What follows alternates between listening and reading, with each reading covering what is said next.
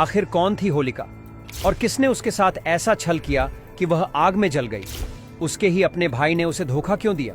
साथ ही होलिका का असली नाम क्या था और होलिका दहन के दिन लकड़ियां जलाने की परंपरा क्यों है? कौन था वह बालक जिसकी वजह से यह घटना घटी? आइए जानते हैं इस रहस्यमयी कहानी को। होलिका असुरराज हिरण्यकशिपु की बहन थी। उसे एक वरदान मिला था कि आग उसे जला नहीं सकती, लेकिन यह शक्ति तभी तक काम करती थी जब वह किसी अच्छे इंसान का बुरा न सोचे। हिरण्यकशिपु बहुत अहंकारी राजा था। उसने खुद को भगवान मान लिया था और चाहता था कि सभी उसकी पूजा करें।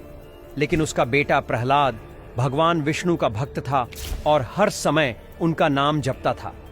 जब हिरण्यकशिपु तपस्या में लीन था, तब देवताओं ने उसके राज्य पर हमला कर दिया।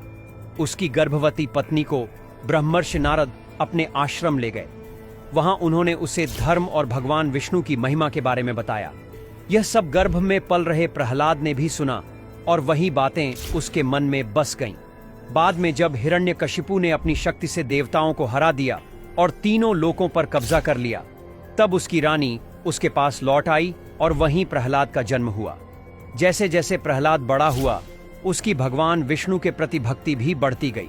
यह देखकर हिरण्यकशिपु को बहुत गुस्सा आया। उसने अपने शिक्षकों को बुलाया और उन्हें आदेश दिया कि वे प्रहलाद को विष्णु भक्ति से दूर करें। लेकिन लाख कोशिशों के बाद भी वे सफल नहीं हो सके। प्रहलाद की भक्ति और विश्वास को कोई हिला नहीं सका। गुस्से में आकर हिरण्यकशिपु ने अपने सैनिकों को प्रहलाद को मारने का आदेश दे दिया।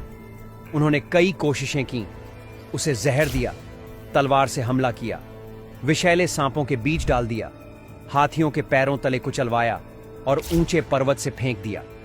लेकिन हर बार भगवान विष्णु ने उसे बचा लिया। जब कोई तरीका काम नहीं आया, तो हिरण्यकशिपु ने अपनी बहन होलिका को बुलाया। कहा, तुम्हारे पास आग में न जलने का वरदान है। तुम प्रहलाद को गोद में लेकर आग में बैठो, जिससे वह जलकर खत्म हो जाए। होलिका मान गई। उसने लकड़ियों का ढेर लगाया, उसमें आग लगाई और अपने भतीजे प्रहलाद को गोद में लेकर बैठ गई। लेकिन वह यह भूल गई कि उसका वरदान केवल तभी तक था जब वह किसी अच्छे इंसान का बुरा न सोचे। जैसे ही उसने प्रहलाद को जलाने की कोशिश की, उसकी शक्ति खत्म हो गई। आग की लपटों ने उसे घेर लिया और वह जलकर राख हो गई। लेकिन प्रहलाद को कुछ भी नहीं हुआ। वह मुस्कुराते हुए आग से बाहर निकल आया। इस घटना ने यह साबित कर दिया कि सच्चाई और भगवान में विश्वास रखने वाले की हमेशा जीत होती है। तभी से होलिका दहन की परंपरा शुरू हुई। इस दिन लोग लकड़ियों और कचरे को जलाकर यह दिखाते हैं कि बुराई को खत्म कर देना चाहिए और अच्छाई को अपनाना चाहिए। कुछ लोग अपनी असफलताओं और बुरी आदतों को कागज पर लिखकर आग में डाल देते हैं ताकि वे जीवन में आगे बढ़ सकें।